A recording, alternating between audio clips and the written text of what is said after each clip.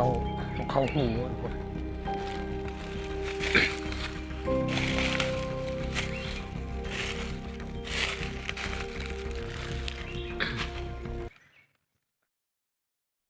ก็กราบสวัสดีเพื่อนๆ FC ทุกๆคนเนาะมื้อนี้ถือว่าข้าพเจ้าได้ขึ้นมาลัดเช้าอยู่แล้วทุกคนนะสิพาทุกคนไปเฝ้ากระหอกบอนที่กินของมีปลาเนาะบ่ได้ขึ้นมาเป็นอาทิตย์แล้วเนาะจากนั้นก็ติดตามเบิ่งผลงานนํกันทุกคนนะว่าสิเป็นอันใดมานแล้วบ่เนาะสำหรับการลัดเช้าของเฮา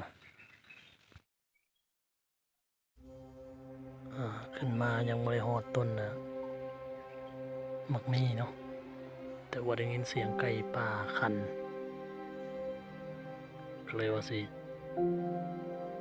ว่ายไปรัดไก่ป่าทุกคนเนี่ยได้ยินเสียงไก่คัน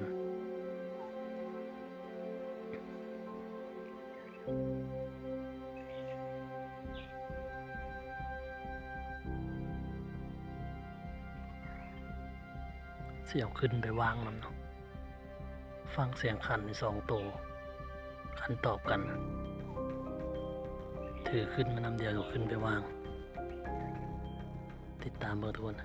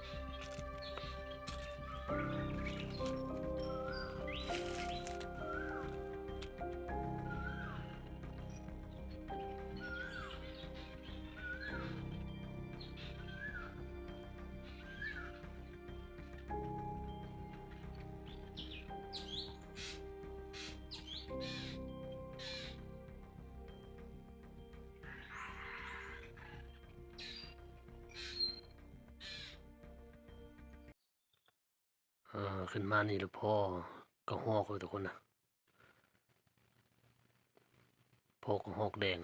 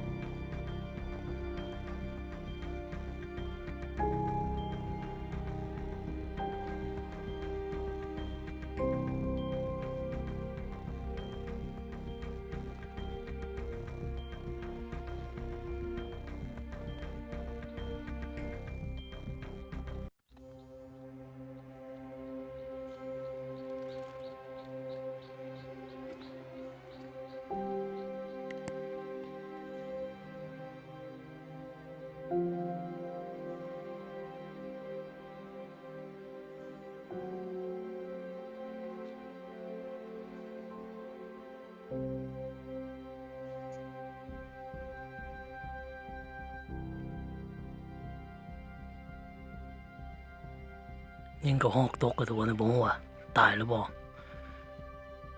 ยังตกเล่นสัตว์จ้าๆๆนั่นสิล่ะ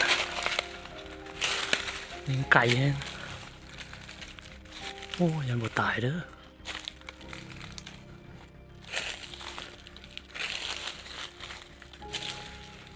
บ่ตายเด้อทุกคนนะ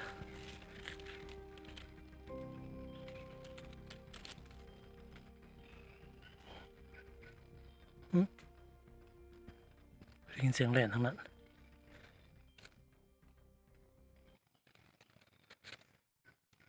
เดี๋ยวหาเขาด้วยทุกคนนะ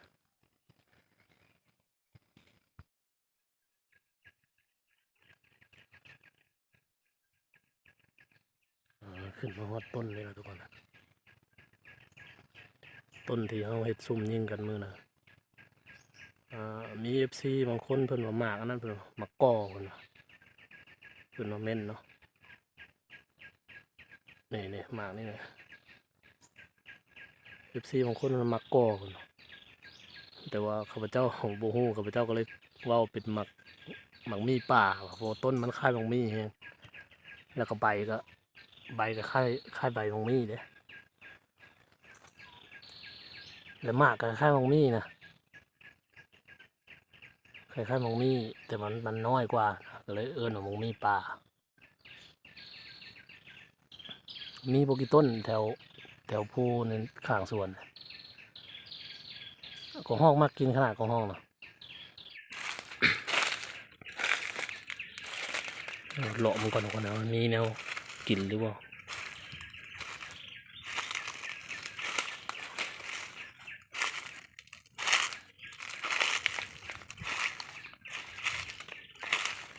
ตกมาทั้งลุ่มเลยเบิด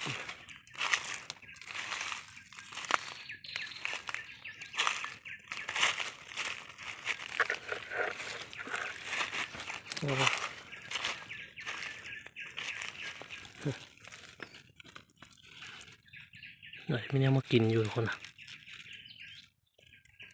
ในก็คล้ายๆมังมี่ทุกอย่างแล้วนะข้าพเจ้าก็เลยเอิ้นมังมี่อันนี้เป็นอีกต้นหนึ่งเลยทุกคนนะต้นที่อยู่ตีนผู้เนาะถ้าผู้ใดได้เห็นคลิปก่อนๆนะข้าพเจ้าเห็ดซุ่มยิงอันนี้มันจากเบิดแล้วนะกินคล้ายๆกับมังมี่เลยกินกันเริ่มแดดแล้วนะทุกคนนะมันนั่งเฝ้าต้นนะดอกอะไรดอกติ้วนะมีนกเข้ามากินอยู่แต่ว่ามันอยู่สูงเลยทุกคนอยู่สูงก็เลยบ่ได้ยิง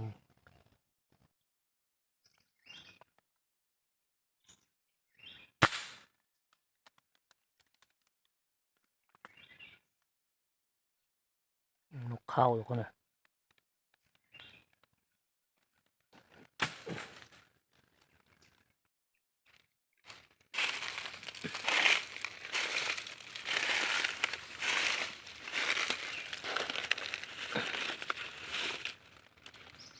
นกเข้าหูทุกคน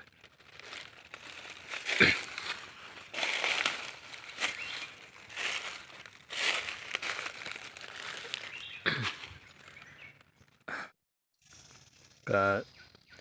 เดี๋ยวเราจะได้เลาะลงไปยานลุ่มนะทุกคนนะไปมันนี่ไปยามขึ้นเขาใส่ขึ้นปลาไว้อยู่คนเดี๋ยวเป็นอะไรกันเดี๋ยวเบิ่งไปแล้วกัน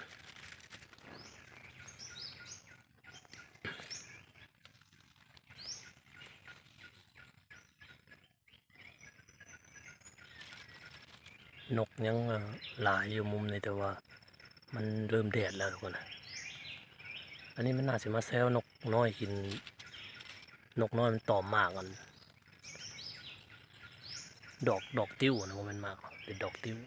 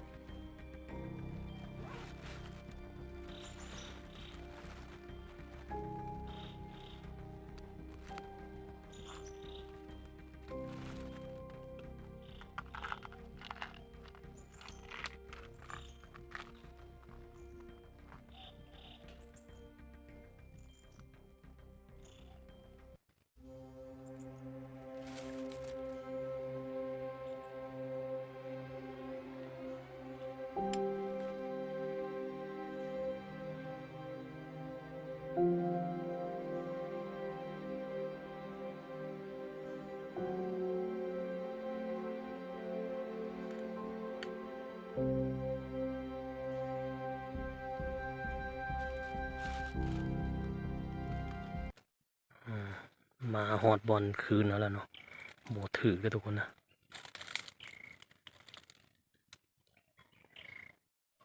โบมีรักใดล่มเลยน่าสิย่านมาทุกคนนะเพราะว่า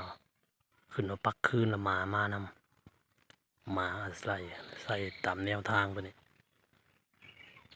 ยังไม่มีบอลหนึ่งก่อนนะเดี๋ยวตามไปเบิ่งอีกบอลหนึ่งเลยแต่ตัวนี้ฮะใส่2 สุดตัวนี้ตัวน่ะใส่สุดหนึ่ง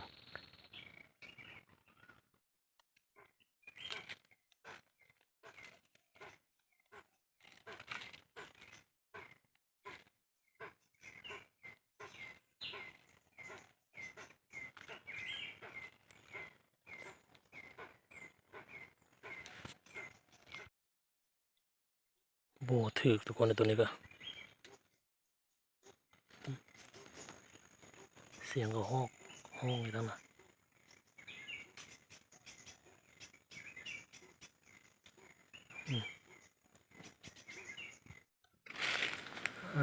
ก็การขึ้นไปยามขึ้นลัดเศร้าเขากับโบมานไปได้เนาะคนมือเนาะยิงก็หอกตัวหนึ่งตกแต่ว่าโบตายทุกคนนะถึกน่าจะถึกโบถึกจุดตายเนาะหรือตกมา6แน่บ่ได้ซ้ำได้